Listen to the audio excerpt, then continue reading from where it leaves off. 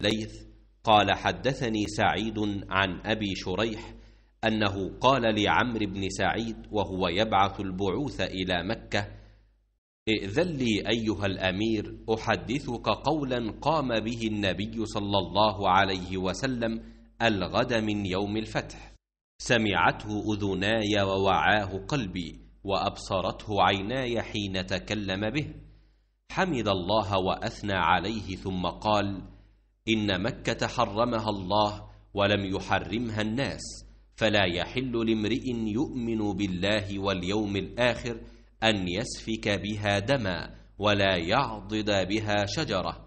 فإن أحد ترخص لقتال رسول الله صلى الله عليه وسلم فيها فقولوا إن الله قد أذن لرسول الله ولم يأذن لكم، وإنما أذن لي فيها ساعة من نهار، ثم عادت حرمتها اليوم كحرمتها بالأمس، وليبلغ الشاهد الغائب. فقيل لأبي شريح: ما قال عمرو؟ قال: أنا أعلم منك يا أبا شريح، إن مكة لا تعيد عاصية ولا فارا بدم ولا فارا بخربة.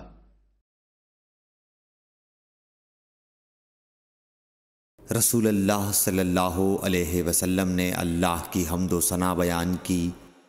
फिर फरमाया कि मक्के को अल्लाह ने हराम किया है, आदमियों ने हराम नहीं किया।